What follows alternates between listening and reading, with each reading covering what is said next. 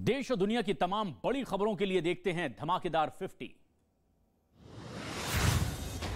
पहाड़ों पर बर्फबारी का दौर लगातार जारी है। ऐसे में बर्फबारी के बीच में बद्रीनाथ धाम बर्फ की मोटी परत से ढका हुआ नजर आया। जम्मू कश्मीर का रामबन नेशनल हाईवे 7 घंटे बाद खुला है। दोनों तरफ से आ रही गाड़ियों की आवाजाही अब शुरू हो गई है। जम्मू कश्मीर के किश्तवाड़ में भारी बर्फबारी के बीच में सेना के जवान तैनात हैं। कड़ाके की ठंड के बीच में गश्त लगाते जवानों का वीडियो भी सामने आया। जम्मू कश्मीर के कई हिस्सों में बर्फबारी का सिलसिला लगातार जारी है। अनंतनाग में भारी बर्फबारी की वजह से पहाड़ सफेद चादर से ढके नजर आए। उत्तराखंड के चमोली में घरों और गाड़ियों पर बिछी बर्फ की सफेद चादर, पर्यटकों के साथ कारोबारियों के भी चेहरे खिले।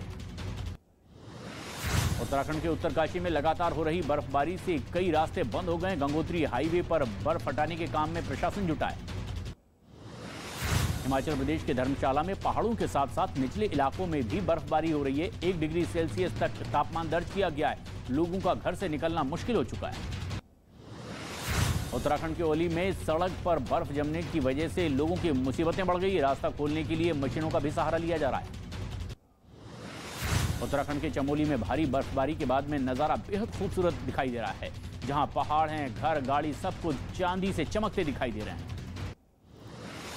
जम्मू के कटरा में भारी बर्फबारी के बीच में वैष्णो देवी के दर्शन करने के लिए भक्त पहुंच रहे हैं। दूर दूर से आए श्रद्धालु बर्फबारी का भी लुत्फ उठाते दिखाई दे रहे हैं। जम्मू के पटनी टॉप और नत्था टॉप में भी बर्फबारी का सिलसिला लगातार जारी है। दूर दूर से पहुंच रहे हैं यहां सैलानी और बर्फबारी का लुत्फ उठा रहे हैं। लखनऊ में बीजेपी कार्य समिति की बैठक जारी है। बैठक में मुख्यमंत्री योगी आदित्यनाथ, मंत्री दयाशंकर मिश्रा और यूपी बीजेपी के अध्यक्ष भी शामिल हैं। समाजवादी पार्टी के महाराष्ट्र प्रदेश अध्यक्ष अबू आसिम आजमी को जान से मारने की धमकी मिली है। अबू आसिम आजमी के पीए के एक नंबर पर धमकी भरा फोन आया था।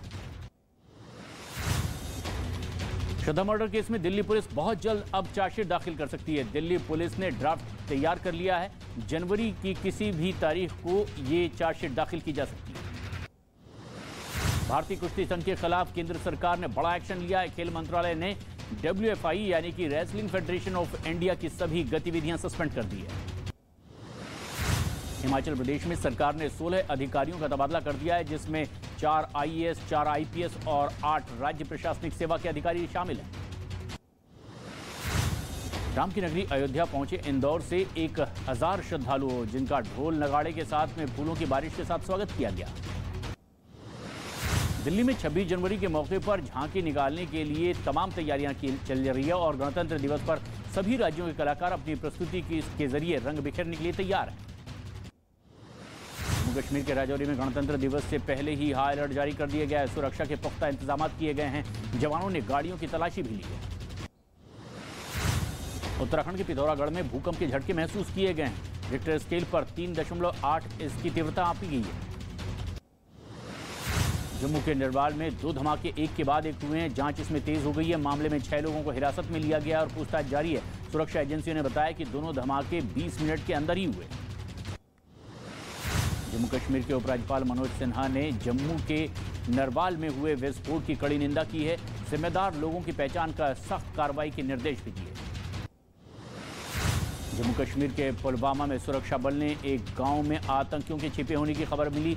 जवानों ने यहां गुलजारपुरा इलाके में घेराबंदी कर ली और तलाश लगातार जारी है। पश्चिम बंगाल के दक्षिण 24 परगना में भांगड़ में बमों का एक जखीरा बरामद किया गया है। बम TMC नेता के घर के पास से ही बरामद किया गया है। उत्तर प्रदेश के बस्ती से सांसद खेल महाकुंभ के खिलाड़ियों के बीच मारपीट भी हुई है और मारपीट का वीडियो सोशल मीडिया पर वायरल हो गया। यूपी के शाहजहांपुर में पुलिस ने 6 बदमाशों को गिरफ्तार कर लिया है। भारी मात्रा में हथियार और लूट का सामान भी इनसे जब्त किया गया है। बदमाशों पर 12 से ज्यादा केस दर्ज है। उत्तर प्रदेश के आजमगढ़ में मुठभेड़ के दौरान एक इनामी बदमाश पकड़ा गया है। हत्या और लूट की कई वारदातों को अंजाम देने का इस पर आरोप है। 25 से ज्यादा मुकदमे भी दर्ज हैं। यूपी के आगरा में संतुलन बिगड़ने की वजह से थाने के अंदर एक टैंकर घुस गया है। थाने की दीवार इससे टूट गई। कई गाड़ियों को भी नुकसान हुआ है। पुलिस ने ड्राइवर को गिरफ्तार कर लिया है। उत्तर प्रदेश के अमरोहा में इलाज के दौरान महिला की मौत होने के बाद अस्पताल में हड़कंप मच गया है। यहां पर लोगों ने जमकर हंगामा किया। परिजनों ने इलाज में लापरवाही का आरोप भी लगाया। बिहार के मुजफ्फरनगर में स्कूल के छात्रों और बाहरी लड़कों के बीच मारपीट हुई है। पूरी घटना सीसीटीवी में रिकॉर्ड भी हो गई। मध्य प्रदेश के बालाघाट में बैंक में रुपए जमा करने आए लड़के के साथ ठगी हो गई है। आरोपी की तलाश में अब पुलिस जुटी हुई है। मध्य प्रदेश में बीना से कटनी की ओर जा रही मालगाड़ी से एक सांड टकरा गया है। गाड़ी बेपटरी होकर तहस नहस हो गई। नेपाल के नवलपरासी में श्रद्धालुओं से भरी बस पलट गई है और खाई में गिर गई है। हादसे में 5 लोगों की हालत गंभीर बताई जा रही है। नेपाल के त्रिवेणी धाम में से ये भारत लौट रहे थे श्रद्धालु। कानपुर में चलती हुई मोटरसाइकिल में अचानक आग लग गई है। मोटरसाइकिल सवार ने कूदकर अपनी जान बचाई है। बिहार के दरभंगा में महिलाओं ने एक स्कूल के प्रिंसिपल को पीट दिया है। पिटाई का वीडियो सोशल मीडिया पर वायरल हुआ। प्रिंसिपल पर एडमिशन के लिए पैसे लेने का आरोप लगा। उत्तर प्रदेश के मेरठ में सोने की पतंग बनाकर आकर्षण का केंद्र बन गया है।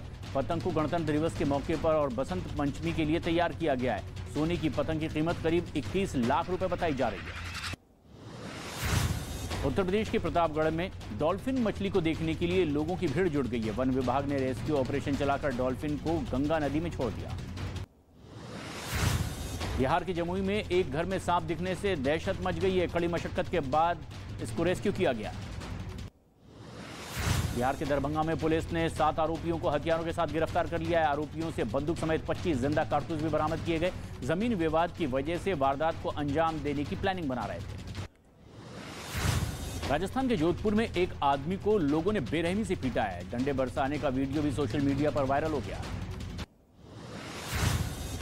कोलकाता में आईएसएफ के समर्थकों ने हंगामा किया है।